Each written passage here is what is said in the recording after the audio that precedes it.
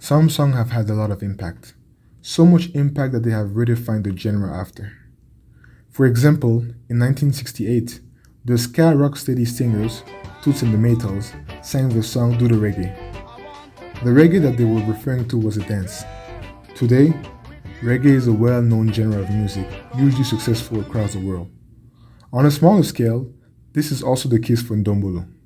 Initially, Ndombolo was just a dance, but nowadays it is used by many to refer to soukous music, the dancing part of Congolese popular music.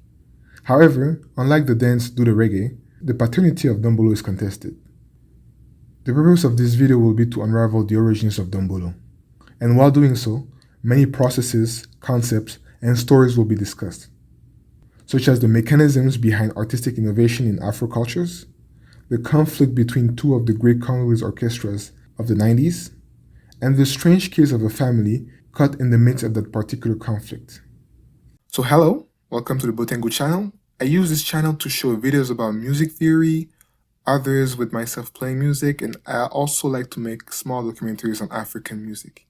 You can like, comment, and subscribe if you want to see more.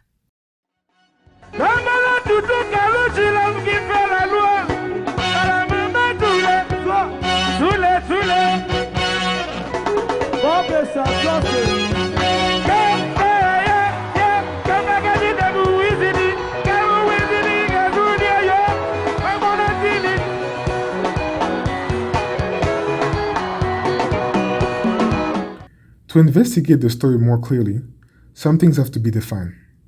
In the 90s typical Congolese song, there were two parts. The first part of the song consisted of song vocals by the singers of the band, and the second part consisted of the chants, the seben, shouted by the Congolese equivalent of an MC. I talked about the origins of those chants in a previous video. It is important to know that throughout the 80s, the mantra or chants were specific to bands, similarly to how two companies cannot have the same slogans. However, that started to change in the late 80s. It thus became harder to know who was the originator of a dance. This is partly due to how those chants come about. First, the chant always comes with the dance. There is no particular order in which they are invented. The dances and the chants are sometimes developed by smaller groups or by people from the streets.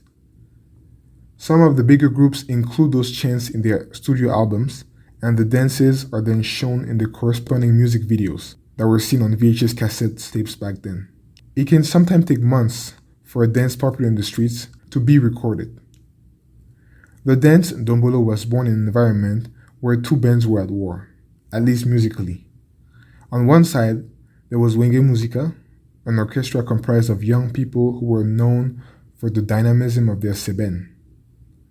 They had started in the late 80s and followed the footsteps of some of their idols. One of those idols ended up being the person who was on the opposite side of the war, Koffi Olomide. Koffi Olomide was a brilliant and opportunistic songwriter who was the leader of the band Quartier and who felt the need to imitate his younger colleagues of Wenge Musica in order to stay relevant. Et je viendrai ajouter que, et là qu'on a la bendi, moi, Koffi Matoyi Mouké, on dirait qu'il a le complexe sur les Wenge. À chaque fois, Wenge va faire loko ataya dans le studio loko c'est comment qu'il avance, il faut nano atika ayoka kuna crini va sali que nous aurons ba conflit na bango ba cria que He used to recruit new members, sometimes based on the members that Wenge Musica had. He recruited a lot of members from the group called Flash Musica, whose members idolized Wenge Musica. In that group, there was Willy Bula, the brother of Blaise Bula, a figure of Wenge Musica. He also recruited Burumpela, the brother of a longtime member of Wenge Musica, Alain Pela. In 1996, Koffi Olomide and Papa Wemba released the album Wake Up. And in late 1997, Koffi Olomide released the album Loi. Earlier that year, the lead singer of Wenge Musica, Jiren Piana, released his first solo album featuring the rest of the group. All mentioned albums contain the chant Ndombolo. So the paternity of Ndombolo should belong to the one who has released the album earlier, right? Well, it is a bit more complex than that. First, we have to understand what is really Ndombolo. Now first, Why does all of this matter? Well, simply because, as discussed earlier, Ndombolo is both a dance and a chant. As a dance, it is particularly innovative.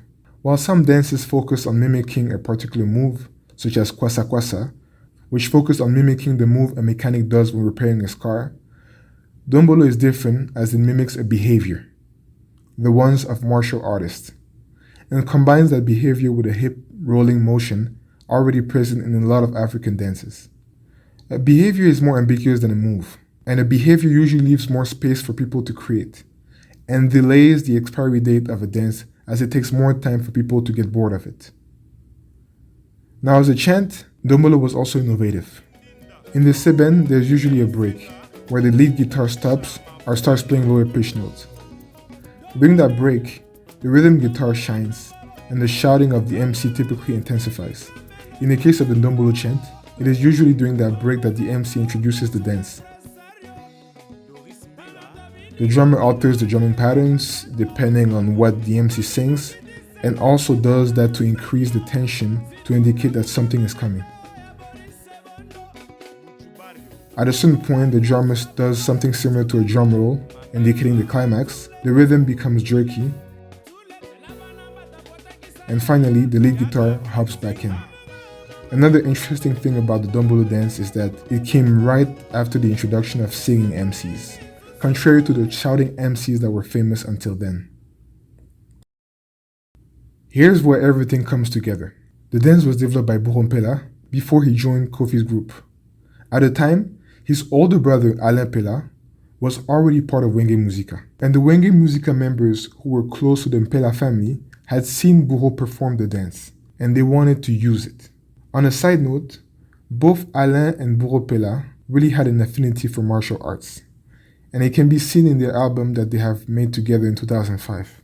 Now, Tutu Kaluji, the singing MC of Wenge Musica, is the one who came up with the chant. Mpela then auditioned for Kofi's band and displayed his moves, which the other members of the band quickly emulated.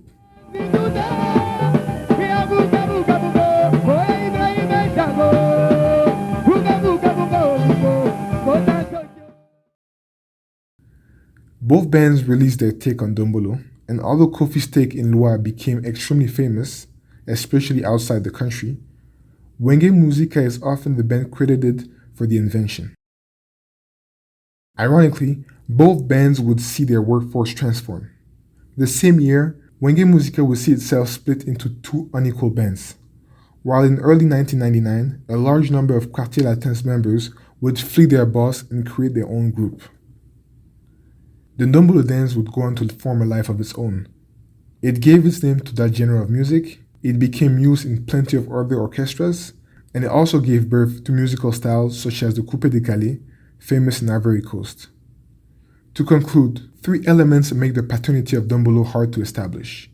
First, the fact that Ndombolo is both a dance and a chant, the informal nature of the artistic creative process in Africa, and third, the rivalry of two bands with members of the very same family within their ranks. Speaking of which, do you remember that performance on the video shown after the intro? Well, that band was Wenge Musica after the separation. In the middle, there is Jibin Piana. At his right, there is Alain Mpela. And the kids in the front, well, those are none other than the little brothers of Buho and Alain, the younger members of the Mpela family. When thinking about it, Ndombolo was definitely a family affair.